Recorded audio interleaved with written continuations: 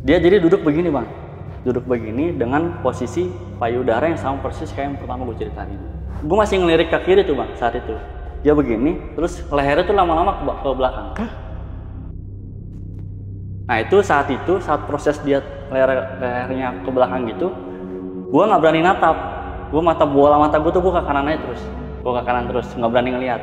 Nah terus gue penasaran gitu kan, mungkin selang beberapa detik kemudian dia udah hilang apa gimana gitu ya. Itu pas gua nengok lagi ke bola mata gua ke dia, itu kayak jadi bagian kepala belakangnya tuh nempel di sini. Lehernya tuh kayak makin panjang. Di situ gua baru langsung gua telepon sih bapaknya itu. Pak, percaya nggak percaya? Barusan banget Pak, subuh-subuh saya sebelum nyuci mobil itu ibu datang Pak ke tempat saya bilang gitu. Dengan muka yang mirip sama yang bapak kasih di foto. Dan almarhum si Bontot juga bantu dorong si ibu. Halo semuanya, kembali lagi di Lentera Malam bareng gue Jamal, dan di segmen Saksi Misteri kali ini untuk kedua kalinya gue kedatangan narasumber yang akan menceritakan tentang pengalaman horornya ketika dia bekerja sebagai supir ambulan. Nah, di sini udah ada narasumbernya. Kita sapa dulu aja. Di sini udah ada Mas Bayu. Mas Bayu, apa kabar, Mas? Alhamdulillah sehat. Baik ya, Mas ya? Alhamdulillah. Untuk kedua kalinya nih, Mas. Iya. Nah, berarti ini bakal menceritakan tentang pengalaman horor ketika menjadi supir ambulan dan puskesmas lagi nih, Mas. Iya, benar-benar. Ini apa yang terjadi nih untuk kedua kalinya ini nih? Ya, untuk flashback aja ya, mungkin dari yang pertama kan gue cerita soal sosok si kuntilanak ini, Bang. Kuntilanak dan dia dipelihara sama seorang yang di part pertama ya. Benar, seorang PNS gitu. Terus juga di lantai 3, lantai 4 juga kan memang pada saat gue jaga malam tuh gangguannya kuat banget gitu. Dan nggak tahu kenapa setelah gue tag yang pertama Bang, itu gangguannya lebih hebat tuh. Ah gitu. Ya di posisi gue nggak ngerti kenapa ya, mungkin si ininya nggak seneng apa gimana. Iya. Cuman gue ngelihatnya itu bagus buat tentara malam. Gak juga Mas, kan gue kesian juga sama lo. Iya sih, bisa diundang lagi gitu. Tapi ini serius Mas, ini malah menjadi menjadi parah gangguannya nih. Ya benar. Jadi yang tadinya gue cuman ngelihat sosok, maksudnya sepersekian detik gue lihat bentuk sosok gitu, dan sekarang nih gue bener-bener kayak udah gangguannya tuh udah fisik Bang. Gangguan itu udah dia kayak nyentuh barang kayak gitu-gitulah. Ya kayak pokoknya udah makin hebat lah ini. Jadi merasa tanggung jawab ini saya. Aduh. Gak apa-apa. Ya Mas ya. Semoga kuat ya. Nah, semoga abis ini hilang tuh gangguannya ya. Ya. Ini berarti kejadian nggak lama dong Mas? Ya benar. Sebenarnya ada yang mau gue ceritain Bang di yang sekarang ini. Itu kejadiannya sebenarnya udah terjadi sebelum gue tag yang part pertama. Gitu. Nah cuman gue banyak berpikir, maksudnya berdebat lah gitu di dalam pikiran gue sendiri. Ini gue mau gue naikin apa enggak, karena satu sisi sensitif gitu, satu sisi banyak pelajaran juga yang bisa teman-teman ambil gitu, termasuk gue sendiri gitu. Sensitifnya tuh gue nolong korban kecelakaan Bang saat itu gitu, dan itu dari gue nolong sampai benar-benar selesai gue tolong, terus ada rentan waktunya itu sampai ada silaturahmi lah sama pihak keluarga ini tuh menurut gua ngena banget sih. Makanya ini gue berpikir berulang-ulang gitu untuk gue naikin cerita ini. Gue juga harus izin juga Bang ke si keluarga lah gitu, si pihak keluarga, karena biar gimana pun kan itu anggota keluarga yang meninggalnya tuh menurut gua ya memprihatinkan sih gitu sih. Tapi intinya ini udah dapat izin dari pihak keluarga korban. Dan ini juga jadi disclaimer ke kita, karena Mas Bayu ini cerita bukan untuk menceritakan aibnya, tapi sebagai pelajaran bagi kita semua ya. Oke. Banyak yang bisa kita ambil lah dari hikmahnya. Jadi buat teman-teman yang penasaran sama ceritanya, simak sampai habis. Dan sebelum gua mulai, buat kalian yang pengen jadi narasumber di Lentera Malam, kalian bisa langsung aja DM ke Instagramnya Lentera Malam, itu ada di @lenteramalam.id. Dan jangan lupa juga untuk mampir ke Spotify kita, itu ada di Lentera Malam Podcast Horror. Untuk semua linknya nanti gue taruh di deskripsi. Yaudah, buat kalian yang penasaran sama cerita lengkap dari Mas Bayu, tonton videonya sampai habis dan tanpa basa-basi lagi. Saksi Misteri. Kita mulai.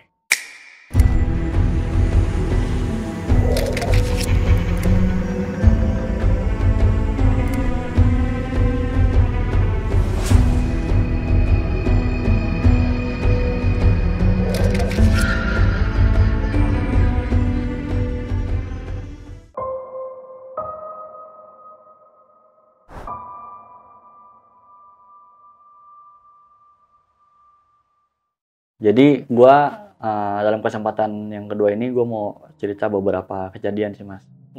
Yang gue alamin setelah gue sharing yang pertama itu. Yang tadi gue bilang gangguan itu semakin kuat lah gitu. Mungkin yang pertama itu pada saat gue jaga malam itu sekitar bulan lalu lah. Bulan lalu, nah kebetulan di puskes gue itu di belakang itu ada pembangunan jalan gitu Bang. Ada perbaikan jalan gitu. Nah, pam palijanya itu pada saat penggalian itu kena gitu untuk puskesmas gua gitu. Jadinya suplai airnya saat itu nggak bisa gitu dari Palija.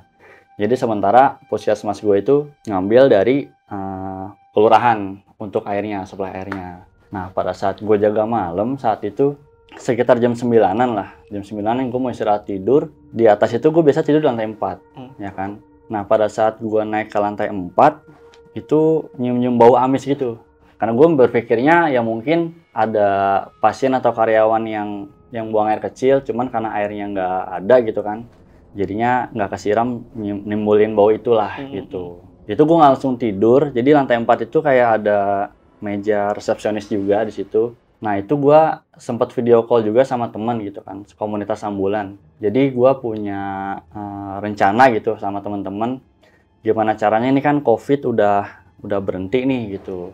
Gimana caranya ambulan ini bukan lagi hal yang menakutkan seperti COVID gitu. Nah kita bikin program itu bagi-bagi makanan gitu ke bansos lah ya. Bansos kayak gitu. Nah terus ada edukasi ke relawan-relawan ambulan gitu. Itu cukup lama tuh telepon tuh saat itu.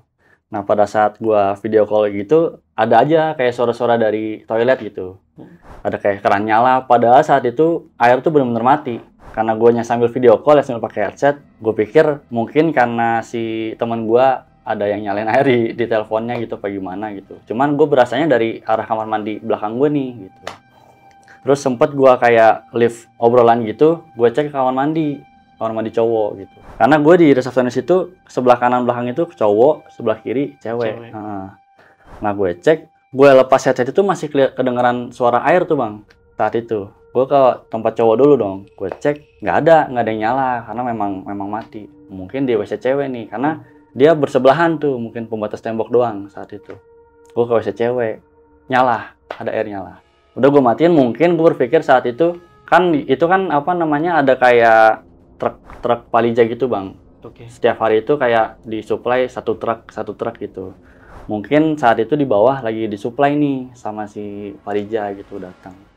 Gue matiin, lanjut lagi video call kan sama teman. Udah, gue tutup video callnya, gue mau istirahat. Itu jadi depan meja resepsionis itu ada kayak kardus makanan balita gitu Bang.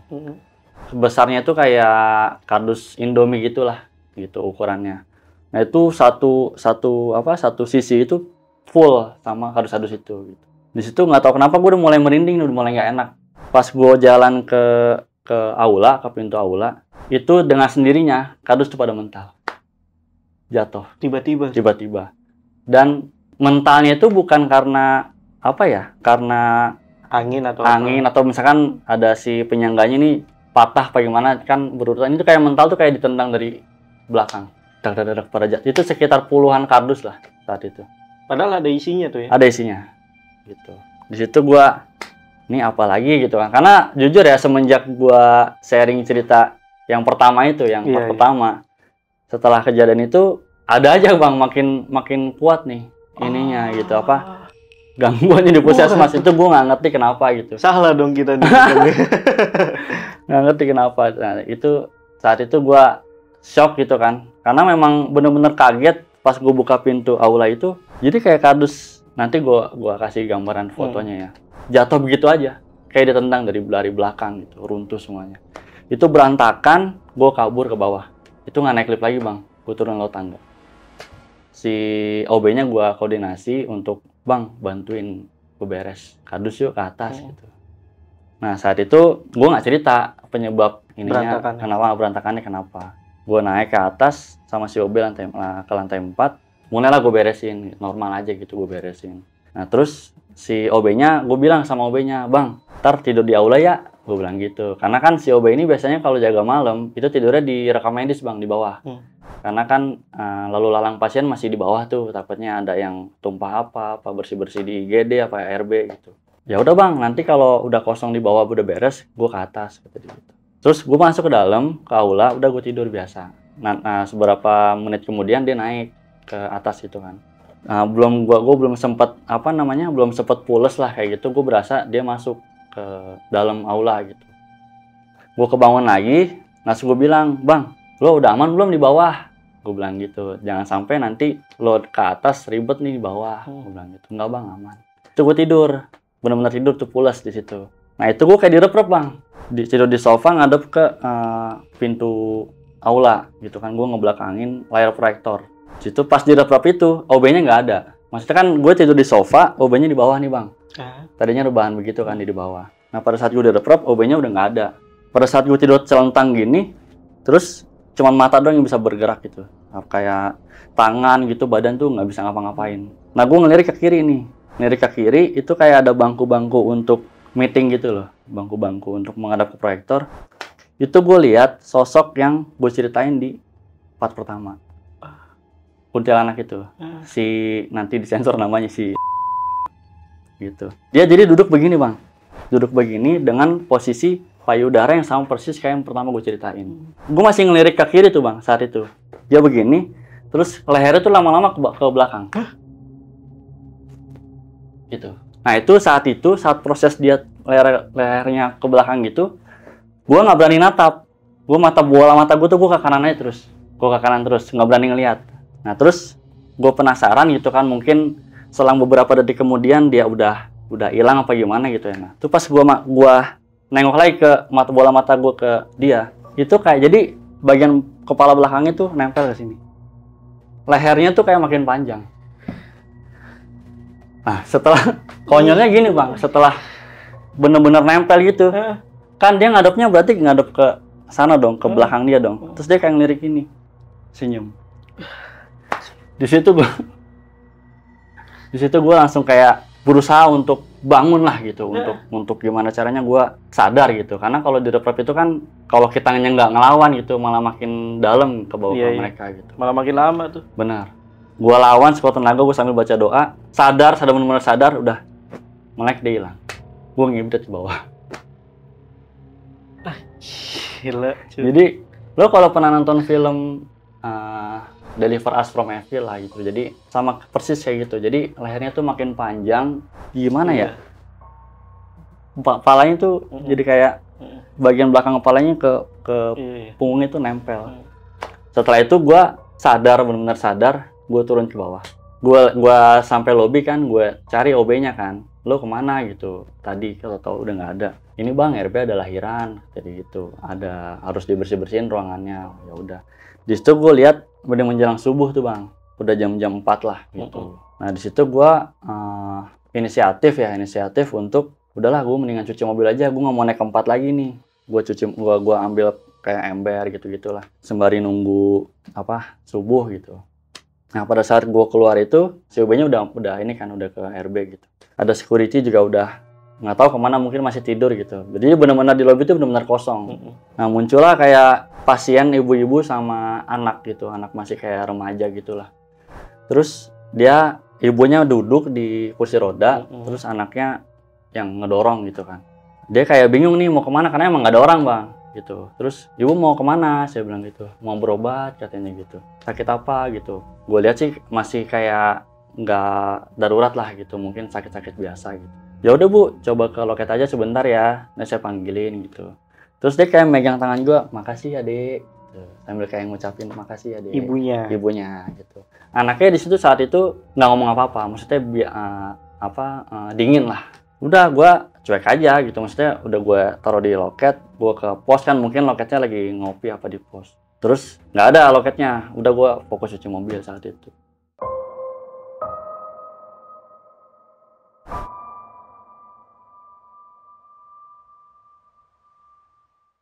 Nah yang berikutnya, kejadian yang berikutnya, pada saat itu gue sebenarnya jaga sore malam bang. Jaga sore malam itu jam 4 sore sampai jam setengah 8 pagi. Nah cuman temen gue di hari itu yang masuk paginya itu sebelum gue itu berhalangan hadir saat itu. Jadi gue mengcover jadwalnya dia. Jadi gue masuk jam setengah 8 pagi, pulangnya setengah 8 pagi, 24 jam saat itu. 24 jam? Ya, 24 jam.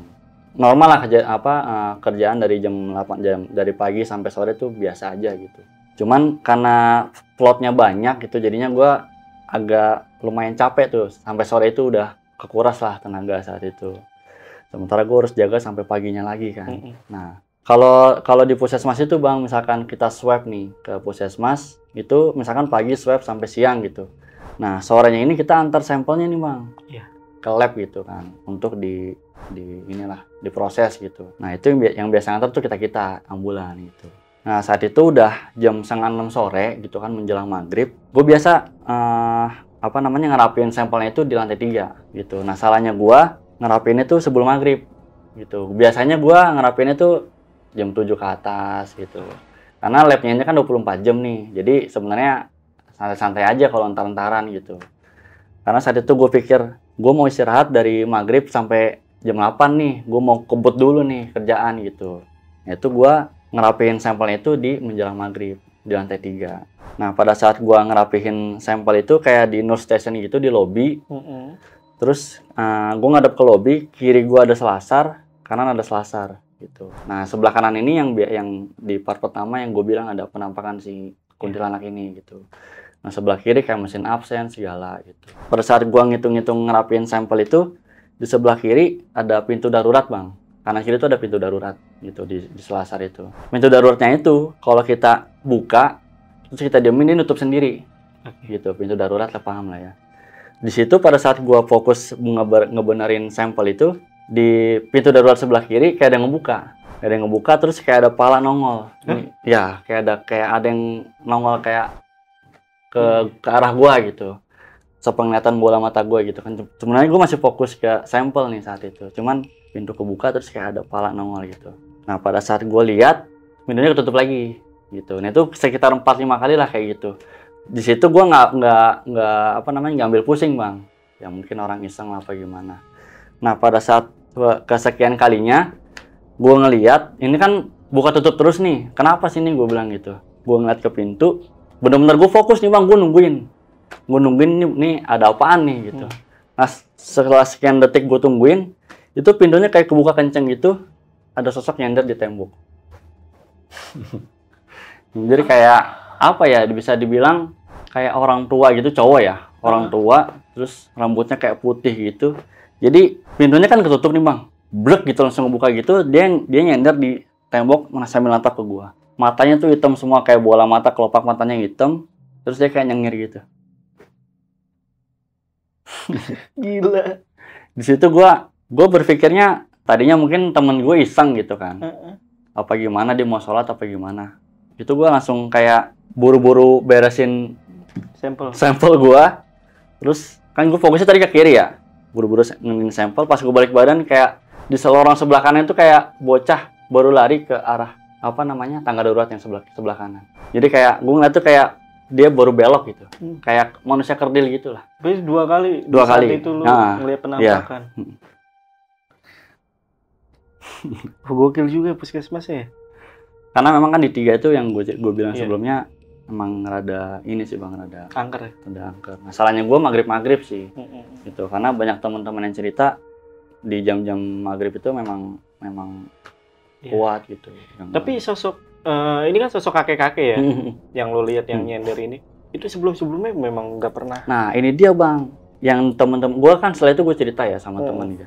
Dia bilang nggak pernah ngeliat sosok ini gitu. Maksudnya yang gue ceritain ini baru gitu untuk mereka gitu. Dia belum pernah ngeliat.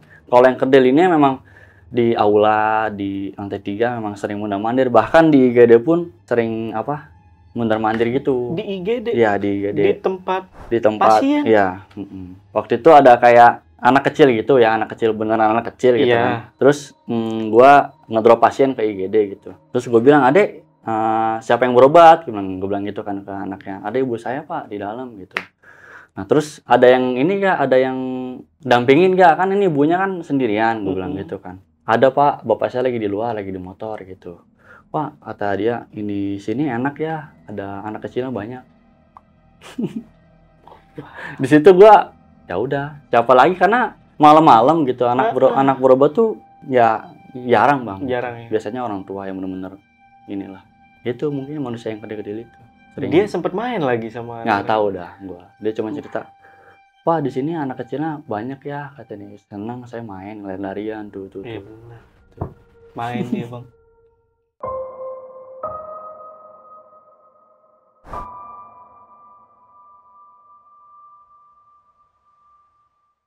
Nah, di hari yang sama itu Bang, maghrib, akhirnya gue beresin sampel kan, selesai. Itu sekitar jam 9-an gue jalan ke lab gitu kan, untuk ngantar sampel itu. Ini dari puskesmas ke lab ini jaraknya berapa menit? Lumayan jauh Bang. Itu sekitar kalau lewat tol itu sekitar 40 menit lah. Oke. Gitu. Gue biasanya pakai ambulan lewat tol gitu. Nah, di tengah jalan itu di ruas tol, salah satu ruas gitu ya, gue nggak bisa sebut, itu gue kan nggak bawa pasien ya, jadi gue di ambulan itu nggak nyalain sirene segala lah, gitu, lampu darurat apa segala, bunyi-bunyian.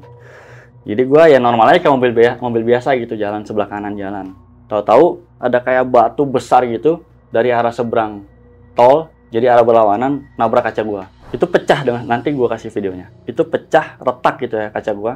Gue pikir karena mungkin kan kalau jam malam itu kan di ruas tol itu banyak truk gitu ya Bang. Mungkin ada barang dia yang jatuh apa gimana, mentalnya ke mobil gua. Gue masih berpikir logis saat itu. Di situ gue laporan ke atasan, gue melipir tuh ke pinggir kan. Ada polisi PJR lewat, gue lapor gitu. Nah singkat cerita, gue lanjutin perjalanan nih. Karena memang kan sampel ini harus segera diantar gitu di hari yang sama. Gue jalan sampai di lab, biasalah setelah terima segala. Nah pas baliknya, gue nggak mau lewat tol Bang, karena kebetulan saat itu gue belum makan nih, karena kan harusnya gue makan biasanya habis maghrib gitu, cuman karena kejadian tadi tuh gue masih kayak trauma dikit, shock gitulah gitu. Akhirnya gue lewat jalan biasa, gue pikir mau jajan di pinggiran lah gitu, terus gue makan biasa normal, gue jalan biasa lagi. Nah itu gue lihat di depan jalan gue itu kayak ada rame-rame orang tuh Bang saat itu, rame-rame orang, terus ada kayak truk tronton gitu markir lah gitu. Nah pikir gue, wah nih kecelakaan nih, gue bilang gitu kan. Saat itu memang gue nggak bawa pasien kan, dan udah jalur balik gitu, jadi gue santai-santai aja gitu saat itu. Gue datengin ke tempat itu, situ udah rame tuh Bang, warga mengelilingi apa, kayak ada yang diliatin lah gitu, nah handphone di mana-mana gitu. Terus trontonnya masih di pinggir jalan gitu kan. Gue lihat ada mobil polisi yang Hilux gitu, yang tipe Hilux gitu, sama satu orang kakek-kakek sama cucunya di pinggir jalan. Udah kayak shock, mungkin dia, feeling gua nih dia yang bawa motor nih kecelakaan itu gitu, korbannya gitu kan. Terus gua turun ambulan, gua koordinasi sama polisi, Pak gimana Pak, ada yang bisa saya bantu? Saya bilang gitu. Ada nih Mas, coba dicek dulu nih, kakek sama cucunya nih barusan kecelakaan, kata dia gitu. Nih naik motor, ibunya masih di aspal tuh Bang, masih di jalanan tergeletak gitu kan. Kayaknya udah meninggal, kata si polisinya gitu. Nah di situ gue berpikir Bang, gue harus nyelamatin, maksudnya harus menangani mana yang masih ada peluang hidup gitu. Gitu kalau di dunia medis gitu, diprioritaskan seperti itu. Akhirnya gue cek nih kondisi si bapaknya, kakeknya. Nah ya si kakeknya ini sama si cucunya. Bapaknya nih, lo kalau pernah lihat Yusuf Hamka Bang, mukanya itu persis kayak gitu. Ya, jadi kayak innocent gitu loh, muka-muka yang istilahnya orang baik gitu, yang gimana gitu. Nah, terus dia kan masih shock gitu Bang. Shock sambil megangin kakinya, terus kayak orang bingung gitu. Jadi kayak bener-bener apa sih, gue baru terjadi apa gitu kan. Terus gue tanya, Pak, gimana kondisinya gitu. Dia diem aja. Terus gue cek tensinya segala gitu. Terus gue pastiin normal. Gue bilang ke polisinya, Pak, ini insya Allah udah kondusif. Saya udah cek gitu kan, untuk penanganan pertama. Cucunya gimana? Cucunya alhamdulillah juga ini Bang, kondusif. Oke. Ya, tapi dia kayak masih ngeliatin sosok si neneknya. Yang masih kealingan sama orang-orang Bang. Saat itu. Karena gitu. banyak dikerumunin. Banyak, dan itu tuh, aduh. ngerekam kayak blitz di mana-mana gitu. Kayak tahu jadi lah, iya.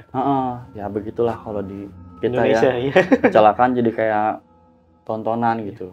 Nah, saat itu gue koordinasi sama si polisi. Pak, ini gimana Pak? Udah koordinasi sama pihak polsek setempat apa gimana nih? Saya mau bisa bantu apa lagi? Saya bilang gitu. Ya udah Mas, ini kan saya masih ada kantong mayat nih di kantong jenazah di belakang gitu. Kita bantu angkat aja yuk, karena kebetulan kasihan nih, apa korbannya gitu jadi tontonan gitu. Keluarganya juga udah, Mas Presa juga udah kondusif kan, ayo kita bantu tolong ini aja Mas. Akhirnya ya udah tuh, gue pakai handscone gitu bang, sarung tangan karet gitu kan. Gue lihat ibunya, nah si polisinya minggirin kerumunan warga nih. Itu gue baru pertama kali ngeliat neneknya itu. Jadi kan tadinya gue kealingan tuh. Jadi dia posisinya tengkurap bang, tengkurap. Semuanya kayak nggak ada kecelakaan, maksudnya kayak badannya, kakinya, tangannya tuh kayak normal aja kayak orang tidur. Nah cuman yang bikin gue sedih itu palanya bang. Palanya tuh hancur. Jadi kayak gue tengkurap gitu kan, ditengkurap. Sorry ya, gue emang sebenarnya rada ngena banget nih gue. Iya. Ngingetin sosok ibu. Iya. Dia tengkurap gitu, cuman rambut sama kulit aja kepalanya. Ini gue berani cerita begini karena nanti gue inilah bang. Kenapa alasannya gue bisa bisa ceritain kisah ini gitu. Itu gue langsung nangis bang. Saat itu gue jongkok itu nangis. Gue omelin tuh orang-orang yang rekam. Sampai keluar kata-kata kotor lah dari gue gitu. Lu pada tega gitu. Maksudnya gimana nih kalau keluarga lu yang seperti ini, gue bilang gitu. Nenek lu, orang tua lu kayak begini tuh kayak gimana direkam lu buat lu bagi ke orang-orang gitu. Gimana perasaan keluarganya, gue bilang gitu. Situ gue mikirnya saat itu gimana caranya gue bisa cepat masukin jenazah itu kan bang, ke kantong mayat gitu. Di situ gue cuma sendiri karena polisi dia nggak tahu, kayak mantau aja bang gitu, nggak ikut ngangkat kayak gitulah. Nah ada beberapa gojek tuh bantuin tuh bang saat itu. Mungkin dia nggak berani, mungkin karena nggak pakai sarung tangan si polisinya ya, nggak pakai sarung tangan apa gimana. Tapi dia udah sempat garisin tuh di sekitar jenazahnya itu. Selesai gue masukin ke kantong jenazah, si gojeknya bilang, ini yang bikin gue nyes, Pak, masih ada bagian tubuh yang belum dimasukin. Itu sekitar gue gemeteran. Sekitar 5-6 meter lah bang dari lokasi. Apaan lagi? Nah setelah gue lihat gitu sama gojeknya kan ditunjukin, itu masih ada 4-5 orang yang masih motoin bang, bener-bener. Itu gue sampai dorong dadanya gitu ya. Gue datang. Itu gue lihat bang, isi kepalanya masih utuh. Hah? Jadi kayak otaknya lah.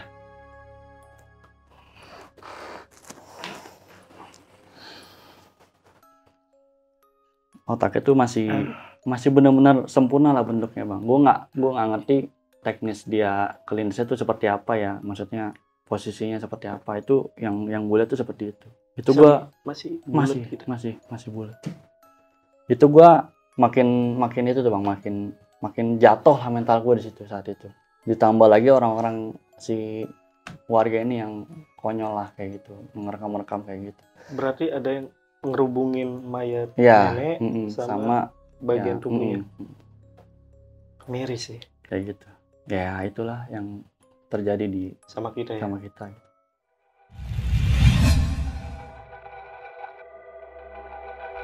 Saksikan proyek terbaru dari Lentera Malam di channel Telusur. Di sana kita akan membahas kisah-kisah horor dari pemandi jenazah, petugas kremasi, penggali kubur, dan masih banyak lagi. Jangan lupa saksikan selengkapnya hanya di channel Telusur.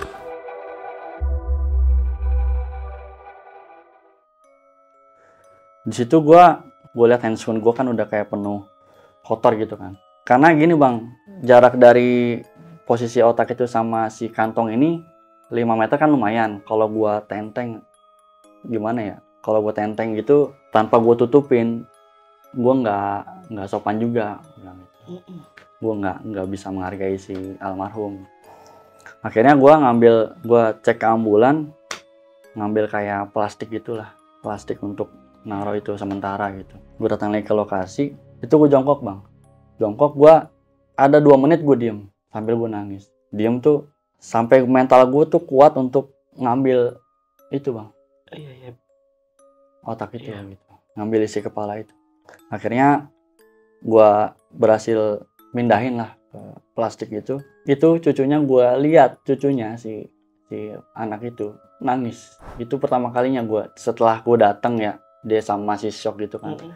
Nangis terus, tapi yang bikin gue makin sedih itu kayak kakeknya itu kayak masih bingung bang. Jadi kayak ngeliatin bengong gitu, kayak ngeliatin kiri kanan terus yang ngelus-ngelus kaki. Itu gue dengan muka yang innocent yang tadi gue bilang itu, gue kebayang ini sih kakek nenek gue. Terus apalagi gue punya anak kan, cucunya itu pantaran anak gue lah. Terus udah gue masukin ke plastik sambil gue gemeter lagi itu baca doa gitu. Gue kumpulin sama tubuhnya ya gitu kan di kantong jenazahnya. Jadi lu masukin ke kantong ya, gitu. Gue sleting. Nggak lama kemudian ada kayak anak muda gitu datang. Anak muda terus tahu-tahu kayak turun motor sandarin langsung nyamperin ke kantong mayat itu udah gue rapat gitu kan sleting. Dia buka kantong mayatnya lagi gitu kan, cuman sampai setengah gitulah. Ngelihat isinya gue nggak tahu yang dilihat apakah kakinya apa posisi kepalanya gitu. Dia nangis saat itu, nangis terus kayak teriak dan nggak tahu kenapa bang ya. Pada saat dia teriak tuh gue kayak ngerasa kayak gempa kecil. Jadi kayak ada getaran gitulah, nggak tahu kenapa gue yang ngerasain sendiri apa gimana gitu. Mungkin karena saking emosinya gitu kan. Dan ternyata tuh anak dari ibunya. Gitu. Nggak tahu gimana caranya dia datang ya, apa polisi udah ngorek si kakeknya ini untuk nomor daruratnya gitu kan. Di situ nangis gitu. Ya udah gue datangin si anaknya, gue sambil usap-usap aja bahunya gitu karena pasti shock banget lah gitu. Terus gue bilang ke anaknya, sabar pak. Terus kakek sama cucunya udah, itu anak saya pak, kata dia langsung motong gitu, itu anak saya pak. Udah, insya Allah aman, saya udah periksa. Makasih pak, dia kayak bales ngusap-ngusap bahu gue gitu. Udah pak ya nanti nggak enak nih jadi tontonan gitu, kita bawa aja ke rumah sakit bilang gitu. Terus gue tutup lagi kantong jenazahnya, masukin ke gotong sama anaknya berdua tuh bang. Berdua doang, nggak ada yang bantuin. Gojek tadi mungkin ada urusan lain gitu. Makanya gue miris ketika korban itu dalam posisi yang belum tertolong gitu, belum dievakuasi, itu jadi tontonan gitu. Tapi ketika kita evakuasi gitu, nggak ada sama sekali orang yang nolong, inisiatif lah minimal gitu. Akhirnya udah gue gotong ke mobil itu polisi bang. Langsung ke mobil polisi. Iya, karena kan istilahnya udah nggak bisa tertolong lagi nih gitu. Kenapa gue nggak masukin ambulan? Karena gue mau bawa anak sama cucu sama si kakeknya ini bang ke rumah sakit gitu. Itu dalam pikiran gue tuh pada saat gue gotong gitu. Udah gue taruh di mobil polisi, gue koordinasi lagi sama polisi. Pak ini gimana pak gitu. Ya udah mas, kita bawa ke rumah sakit. Dia bilang gitu. Untuk di otopsi lah kalau kata kita ya. Nah udah dalam kondisi seperti itu, gue ngobrol nih bang sama si anak sama kakeknya itu, sama si yang muda itu ya. Bapak-bapak itu kan yang masih muda itu, sama polisi. Pak, kata si polisi, pak ini mas ini yang anter bapak sama ini ke gitu untuk diperiksa, takutnya ada luka dalam katanya gitu. Udah tuh. Nah terus si anaknya itu pakai naik motor ya, udah ambulan, si cucu sama kakeknya gue masukin ke ambulan. Udah gue dalam perjalanan itu pertama kalinya cucu itu ngomong mbah, dia manggilnya mbah ke ini. Dia ngomong ke kakeknya, dia manggilnya mbah si Nek kenapa dia masukin ke plastik gitu, kok nggak ikut sama kita gitu. Di situ gue udah fokus ke ambulan gitu kan, nggak nyetir lah saat itu ya. Sambil ya udah gue masih berkaca-kaca saat itu bang, udah nggak bisa ngomong apa-apa gitu. Polosnya ngomong kayak gitu, dan si kakeknya itu masih nggak ngomong, masih shock dia. Udah sampai ke rumah sakit itu, si mobil polisi kan di belakang gue ya. Gue drop anak itu ke IGD, cucunya itu si bapaknya itu udah nyampe bang. Mungkin dia naik motor lebih cepat kali ya. Drop ke IGD, si kakek sama cucunya udah ditanganin sama pihak IGD. Saya bilang ke bapaknya, ini kan anak bapak dari cucunya ini, Pak, ini udah ditanganin nih, bapak mendingan ngurus ibu aja, saya bilang gitu, biar cepat gitu, kasihan ibu, gue bilang gitu bang. Nah ini biar nih saya yang tungguin, kakek sama anaknya saya yang tungguin, biarin, saya juga udah santai kok, saya bilang gitu. Ya udah bang boleh minta nomor WA gak, kata dia gitu, nanti kalau misalkan saya butuh tumpangan boleh ya bang ya, kata dia gitu, takutnya nanti kalau naik taksi apa gimana nggak ini, kalau di tengah jalan kenapa nggak bisa ditanganin gitu, pakai ambulan bisa ya bang ya. Oh ya udah, gue tuh kena nomor WA tuh bang di situ, nomor WA sambil gue nungguin si anaknya. Nah terus datang lagi tuh saudaranya, gue nggak tahu tuh siapa ya, cowok juga. Si yang baru datang ini ngomong ke kakeknya, Bapak kenapa gini gitu. Terus baru pertama kali gue dengar si kakeknya ini ngomong bang. Terus dia ngomong, gue lupa namanya siapa, disebut nama cewek gitu ya. Si ini gimana di rumah, siapa yang jagain? Ngomong gitu. Udah di sini udah bapak udah aman, katanya dia gitu. Alhamdulillah nggak apa-apa. Cuman ibu, dia ngomong gitu. Nah ibu nenek maksudnya ya. Ibu, nah terus kayak kenapa gini nangis lah mereka berdua gitu. Saat itu udah nggak lama si ininya WA nih bang, si yang ngurus anak yang itu, yang ngurus ibunya itu WA. Bang, ada saudara saya gak datang ke situ gitu. Ada nih pak, ya udah bang tinggal aja, kata dia kayak gitu. Nanti sama abang saya aja, dia kebetulan bawa mobil, kata dia gitu. Oh yaudah nggak apa-apa nih pak ya, gitu. Makasih banyak ya pak, udah ini gitu, udah nolongin, udah bantu ke rumah sakit gitu. Ya udah bang, saat itu gue balik ya biasa aja gitu, normal. Nah pas gue balik, besok paginya kan gue pulang tuh, operan sama teman gue masuk pagi. Gue cerita lah apa yang terjadi gitu, kejadian gue dari mulai kaca pecah kan, harus laporan ke atasan kan. Si teman gue ini bilang, lo lewat ruas tol mana, kata dia gitu. Sini. Itu gue tahun lalu nganter rujuk juga ibu hamil gitu, di lokasi yang sama itu gue ada kayak burung nabrak ke kaca depan gue, itu darah semuanya. Nah setelah itu gue minggir kan, kata dia gitu, gue minggir, gue bersihin kaca gitulah, darah semua. Gue rujuk tuh, gue drop pasiennya ke rumah sakit, pas balik remnya gue belum. Jadi kayak di ruas tol itu tuh kayak, ya ada mitosnya ya? Ya, gue nggak ngerti apa gitu lah ininya tandanya. Cuman di dua kejadian itu sama bang, setelah kaca pecah, ada gangguan kaca itu, ada kejadian yang nggak biasa lah setelahnya gitu. Teman gue remnya belum, nah mungkin gue si ibu itu kan. Iya. Gitu. Terus gue cerita tuh sama teman gue nolongin orang kecelakaan gini gitu. Nah ini gue baru tahu juga nih bang, mungkin gue ininya oknum ya, gue sebutnya oknum ya. Jadi temannya dia itu ada yang kerja di perusahaan ekspor impor gitulah. Nah itu dia biasa nyewa kontainer gitu untuk ngantar barangnya. Nah si pemilik kontainer ini ngomong gitu, Mas saya mah kalau misalkan ada kayak peluang untuk kecelakaan nih sopir saya, mending sekalian saya bikin meninggal. Gitu. Iya. Ini sih memang bukan rahasia umum sih sebenarnya. Gitu, memang orang-orang itu beberapa tahu lah soal itu gitu. Jadi kalau misalkan ada truk ekspedisi itu untuk ada kecelakaan nabrak orang gitu ya, itu ya mendingan dibikin meninggal gitu ya. Nah terus gue tanya alasannya kenapa ya? Karena ketika dipastikan si korban itu meninggal, santunannya itu cuma sekali bang. Iya. Itu sih yang gitu. Nah itu gue miris banget. Bikin miris sih ya. Miris. Nah tapi gue sebutnya oknum ya. Iya. Pasti ada beberapa sopir-sopir juga yang punya niat baik lah gitu. Kalau dibikin maaf cacat gitu tetap masih hidup, itu santunannya tuh terus-terusan. Iya. Seumur hidup dia tuh. Iya. Sampai misalkan dia punya anak harus disekolahin sampai selesai. Oh ada yang kayak gitu ya? Ada bang, karena kan udah nggak bisa cari nafkah nih. Iya. Yang dibikin cacat ini gitu. Kayak gitu. Nah di situ gua masuk sih, maksudnya mungkin tadinya ada peluang untuk selamat nih, yang mungkin karena doktrin itu dari si pihak perusahaan si. Oke, paham. Jadi lo inget kejadian yang nenek itu ya? Jadi gua harusnya dia bisa hidup lah gitu.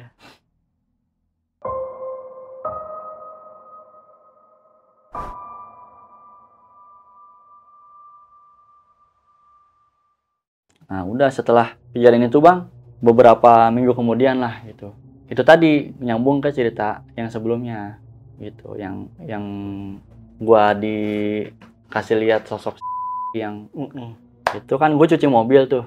Pagi-paginya pas gue mau balik, gue lihat WA ada WA masuk dari ini, yang kejadian yang kecelakaan ini sebenarnya udah lama gitu, udah sebulan lalu lah. Cuman gue belum bisa cerita karena gue harus izin dulu nih sama anaknya ini kan, istilahnya kan korbannya nih ibunya gitu.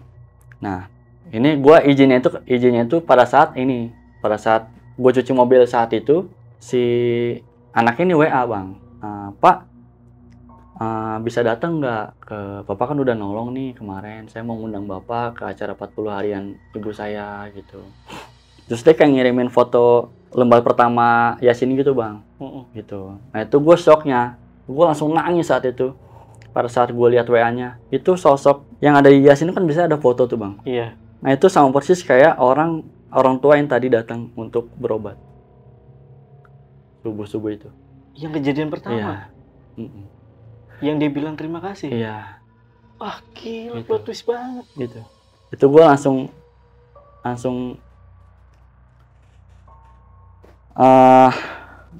keinget lagi. Tadi kan tuh udah sebulan lebih kan. Maksudnya udahlah, gue udah cooling down gitu sama rasa ini, rasa trauma gue gitu.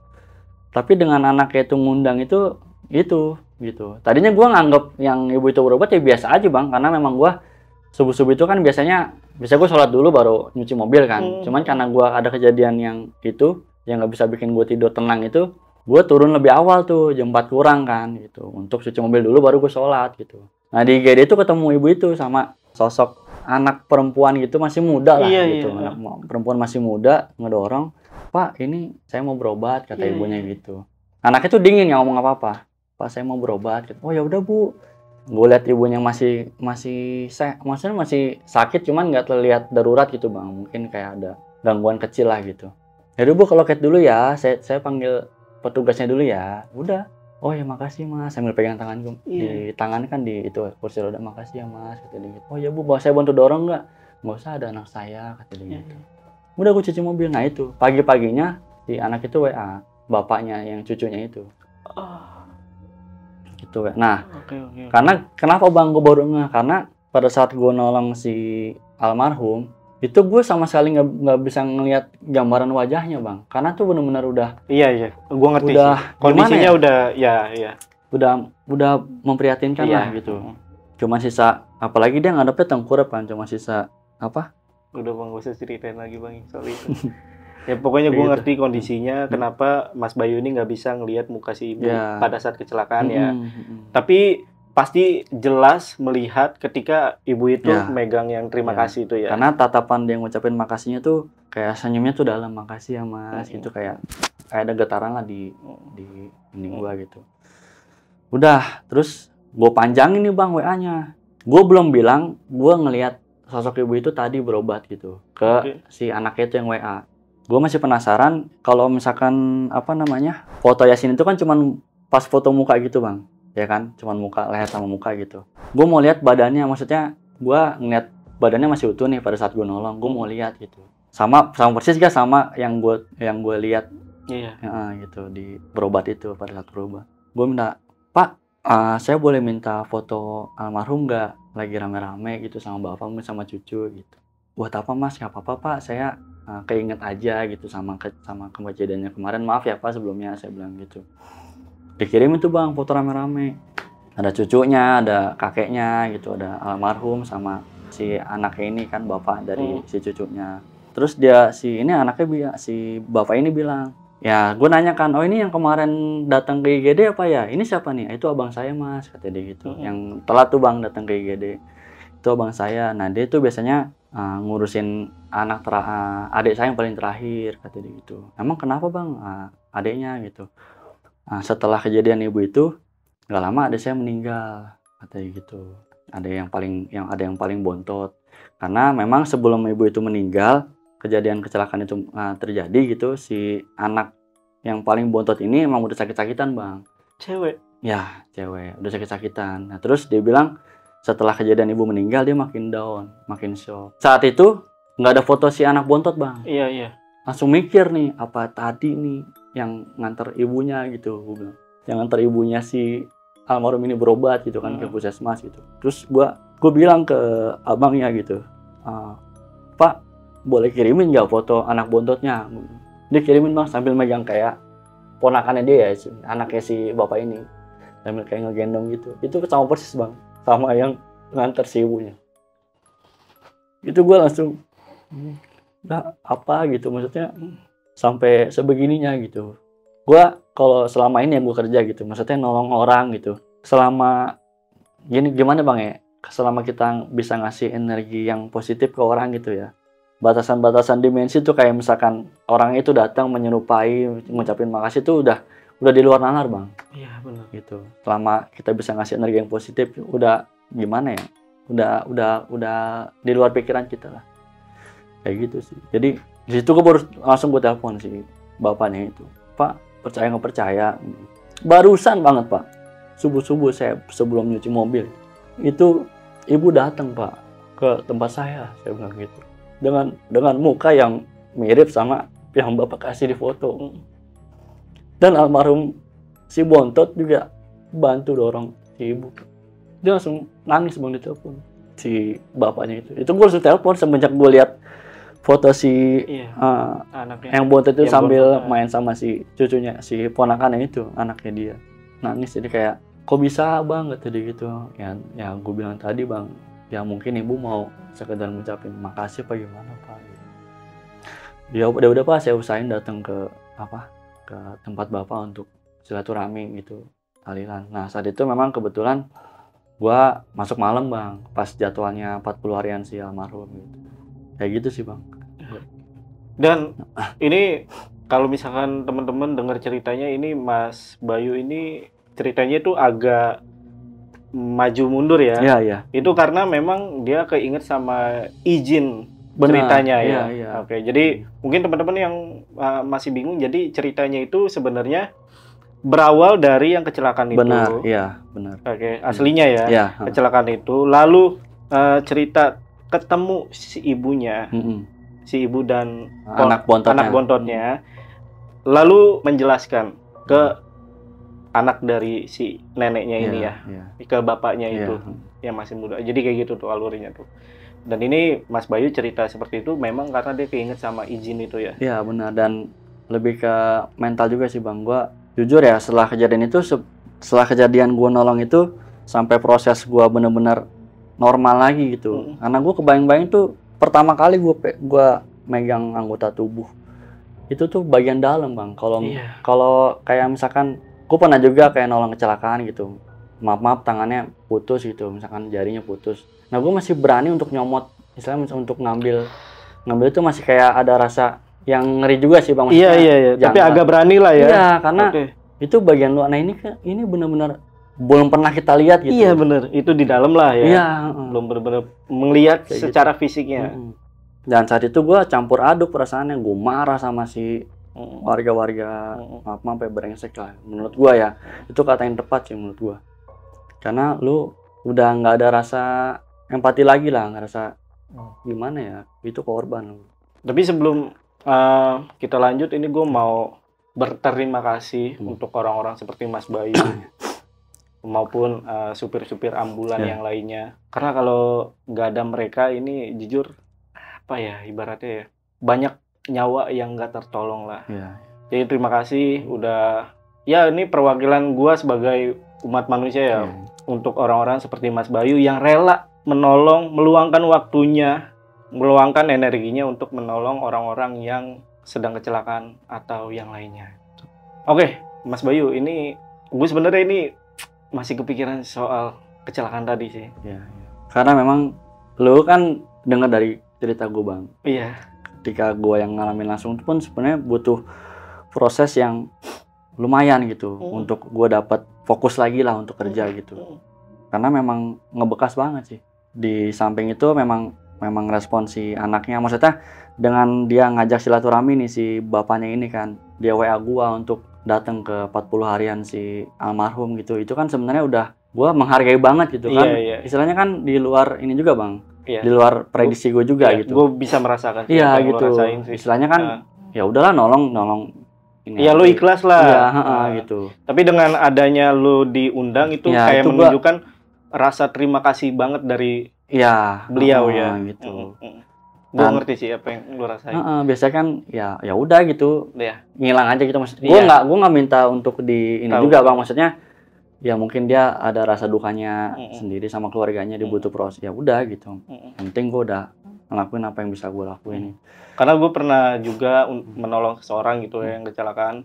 Ya walaupun ini nggak sampai meninggal ya, tapi ketika dia, jadi gue nolong orang, nah habis itu kita komunikasi lanjut gitu. Nah itu kayak rasanya tuh kayak, ya gue ngerti. Beda Bang gitu, jadi kayak lebih, walaupun kenalnya baru tuh jadi kayak lebih kayak jujur seneng kan pada saat lu diundang seperti itu kan. Benar Bang, benar. Seneng banget lah. Benar banget. Dan itu gua kagetnya itu tadi.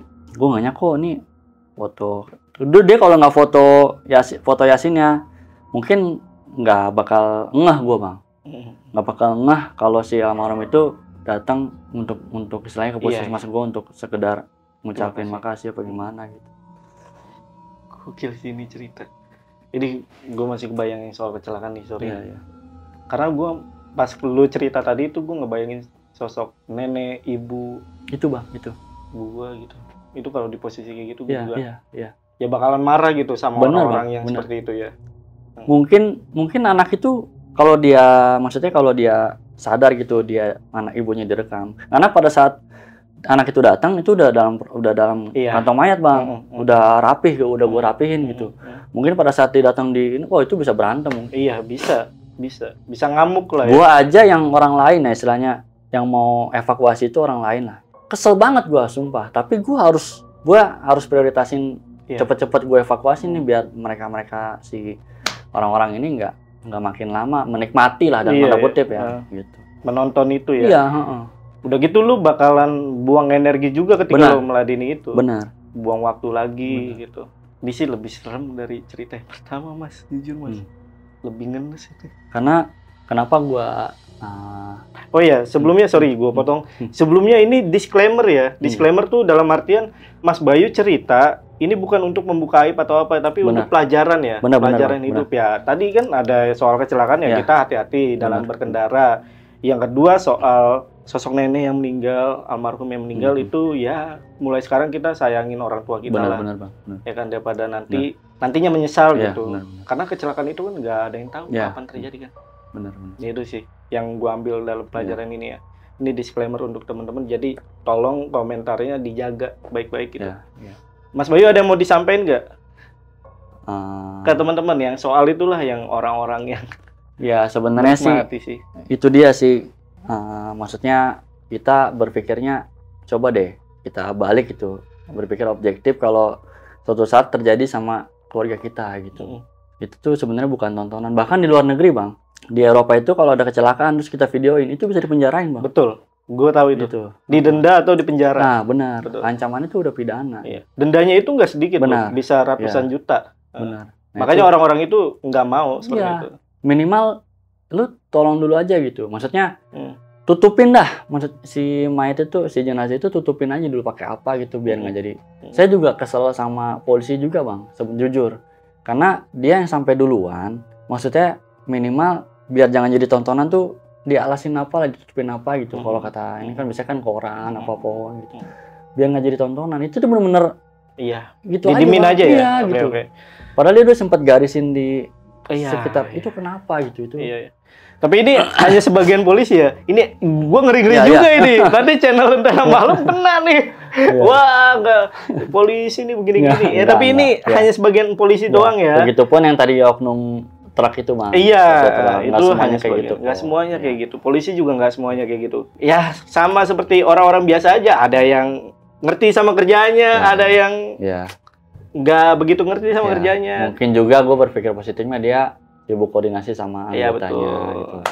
Nggak usah terlalu inilah kita. Atau memang si oknum ini ya nggak ada inisiatif ya, kurang lah inisiatifnya. Tapi nggak semuanya seperti itu. Itulah ya pesan yang disampaikan sama Mas Bayu.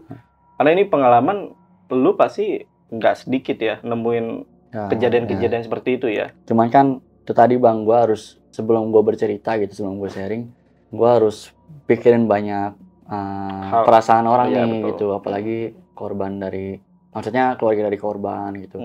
Kan gue juga harus mikirin. Makanya kemarin tuh pada saat gue telepon itu, Pak, ini boleh gak saya sharing ke orang gitu, tapi bukan untuk keperluan macam-macam kok, saya cuma ngasih pelajaran aja, ke ada nilai moral lah yang bisa iya betul betul. Ini sih gue dapet banget nilai gitu. moralnya Kayak gitu bang, yang tadi gue sampein itu. Kata yaudah. Dia, oh ya udah gitu, ya udah mas nggak apa-apa, tapi jangan di share fotonya gini. Iya enggak, aman. Oke. Paling nanti dokumentasi udah ada tuh yang tadi yang pecah ya, kaca pecah, terus kayak lokasi pada saat gua itu sih bang, kardus ya, kardus, terus sampel yang gue lagi grafin sampel lorong kiri lorong kanan. Oke. Nah ini uniknya juga yang sosok yang kakek yang gue lihat itu bang, itu kan setelah itu gue iseng tuh cerita sama, sebenarnya dia udah senior juga bang, di situ PNS gitu ya, senior. Terus gue tanya, gue iseng gitu karena gue kepikiran ini pasti ada hubungannya sama si sosok ini, yang cowok ini, karena orang aja, maksudnya orang di situ tuh nggak pernah ngeliat sosok ini gitu, tapi gue yakin nih pasti ada hubungannya nih. Gue tanya, kan sekedar flashback-nya nih bang, si ini dulu dipelihara kan sama seorang PNS lah gitu, entah dia perawat apa gimana, gue nggak tahu gitu, soalnya udah lama banget. Setelah dia pensiun, si ini nggak dikasih makan dalam tanda kutip, kayak sesajen gitu. Gue tanya nih, Pak, sosok si itu PNS itu kayak apa sih Pak? Nah itu si PNS yang senior itu kayak ngelihat galeri foto lah gitu, udah lama mas, itu udah mau pensiun. Itu orang belakang katanya gitu, rumahnya deket. Dia kan kebetulan pada saat dinas di puskesmas gua, dia dikasih rumah dinas gitu. Nah selama dia dikasih rumah dinas, dia kayak beli rumah buat keluarganya di situ, di sekitar situ gitu. Jadi setelah dia pensiun, dia tinggal di rumah yang dia beli situ. Di belakang puskesmas? Benar, sekitaran belakang puskesmas. Kasih lihat, oh nih foto lama. Itu persis bang, cuman mukanya, kan dia mukanya masih pada saat difoto kan muka ya orang pada umumnya gitu. Cuman dari postur tingginya, terus kayak rambutnya gitu, uban-ubannya gitu, persis sama foto yang dikasih sama PNS yang gue tanya itu. Cuman gue nggak cerita nih bang, nggak cerita gue habis ngeliat sosok. Iya. Mirip kayak gini enggak. Ini si PNS itu, sorry, udah meninggal. Udah meninggal. Itu kejadian udah lama. Udah meninggal. Itu pensiun tuh sekitar tahun 2000-an lah si orang ini pensiun. Kan kalau zaman dulu PNS bang, itu tua banget, maksudnya. Iya Pak. Ya pas diangkat PNS tuh udah benar-benar udah renta, udah kayak gitu. Jadi belum lama dia pensiun tuh udah meninggal. Nah, cuman gua masih berandai-andai, maksudnya masih berspekulasi ya dari postur badannya, terus kayak pelekukan mukanya gitu. Karena tuh dia pada saat gue lihat itu udah pucat, udah kayak nggak ada kehidupan lah. Kurus-kurusnya, mata itu kayak kelopak mata itu udah hitam, terus bibir sama ya ininya udah nggak bisa dilihat pada saat hidup itu kayak seperti apa gitu sosok. Tapi gue yakin teman-teman sama gue sepemikiran, sukmanya ya, itu ketahan. Mungkin ya. Karena kan memang dari dulu dia gitu. Ya nggak tahu ya, kita nggak bisa menjudge juga ini. Iya, tapi gitu. Ini pendapat gua aja. Iya benar bang, maksudnya walaupun dia main kayak sesajen gitu-gitu, kita juga nggak tahu juga, maksudnya dia di alam ininya seperti apa gitu. Anjir, ngeri banget sih ini cerita yang ini. Pak, lebih serem dari cerita pertama menurut gua sih. Udahlah, Mas Bayu itu aja ya? Ya paling itu sih. Itu aja ya. Ada yang masih gue tahan, cuman itu aja. Next aja ya. Jadi buat teman-teman yang pengen kita undang Mas Bayu lagi untuk cerita, karena ini gue yakin Mas Bayu banyak banget pengalaman horornya, apalagi dia seorang supir ambulan dan juga puskesmasnya ini juga angker gitu. Ya, kacau ya Mas ya. Ya itu buat teman-teman yang kita mau undang lagi Mas Bayu ke sini, ya kalian bisa DM aja ke Instagramnya Lentera Malam atau Mas Bayunya sendiri. Kalau Instagramnya Mas Bayu ada di mana Mas? Ada Bayu P14 ya Mas. Oke, itu tadi tuh. Biasanya tuh Mas Bayu tuh DM tuh. Mas ini videonya ada ngambil Mas ini. Nah, itu tuh Mas ya. Ini kayaknya kita harus kasih edukasi juga deh ke. Oh, boleh. Makanya, menurut Mas Bayu gimana sebagai penonton Lentera Malam gitu, penikmat Lentera Malam? Karena setelah yang part 1 itu banyak teman-teman yang nge-DM ngubungin gue lah bang, di WA, di DM, bahkan penonton pun ada yang nge-DM, Mas di TikTok ya, udah ada di TikTok, udah ada di snack video gitu. Nah terus bahkan orang-orang yang belum nonton YouTube-nya bang, itu nge-DM gue di Instagram. Iya. Mas ini yang di TikTok ya gini. Wah, kok jadi tahu yang di TikTok gitu? Bukan di YouTube ya? Bukan, padahal sumbernya di Lentera Malam. Di Lentera Malam YouTube gitu, YouTube Lentera Malam. Nah buat orang-orang yang seperti ini ya harus bisa lebih menghargai lah, menghargai Mas Jamal, Mbak Rara, Mas Adit tuh sama teman-teman dari Lentera tuh. Ini effortnya tuh luar biasa loh, dari dia ngeset ruangan ini, terus kamera harus di set, editingnya nggak gampang, ngundang narasumber, ngeset waktunya tuh, aduh, ya itulah makanya sebenarnya ini etika dalam broadcasting bang ya, gitu. entertainment gitu. Ya, kalaupun memang harus nyomot gitu, minimal source-nya lah. Kalau gue sih izinnya ya minimal harus hubungin dulu kontak. Ya gue yakin ya Mas Jamal, Mbak Rara, kalau mereka pada izin ini, lo pada izin, masa iya dia gue ngizinin gitu. Nah itu. Gue mewakili Lentera Malam gitu. Semuanya pasti ngizinin. Pasti ngizinin. Itu dia gitu. Apa susahnya sih gitu. Komunikasi lah. Iya komunikasi. Nah itu dia bang. Apalagi sampai ke TV itu, aduh. Janganlah kalau TV. Itu di belakang aja. Di belakang aja. Agak ngeri juga itu kalau TV. Gede kan, backingannya udah kayak gitu. Nah, paling kalau dari gua, buat teman-teman ataupun pasukan Lentera Malam yang melihat konten kita yang di-reupload tanpa izin dimanapun, bantu blok, dah itu aja. Bantu blokir, bantu report, bantu laporkan. Itu aja saran dari gua.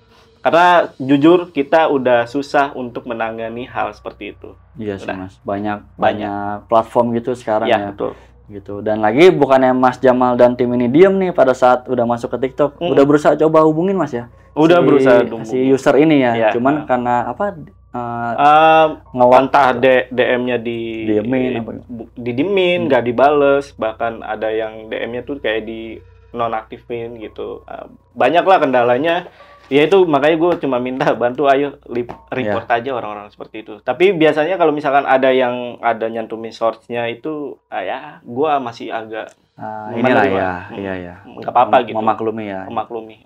Tapi kalau banyak tuh yang nggak ada gitu. Nah, itu bantu report aja.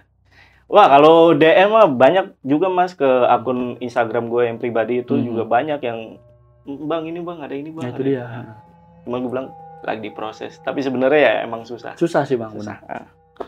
Oke, paling untuk video kali ini cukup sampai sini aja. Gua izin pamit. Gua Jamal dari Lentera Malam dan Mas Bayu pamit, bye.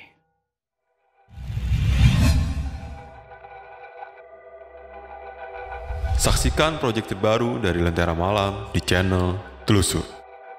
Di sana kita akan membahas kisah-kisah horor dari pemandi jenazah, tugas kremasi,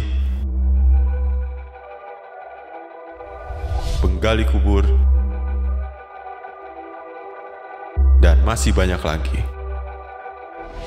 Jangan lupa saksikan selengkapnya hanya di channel Telusur.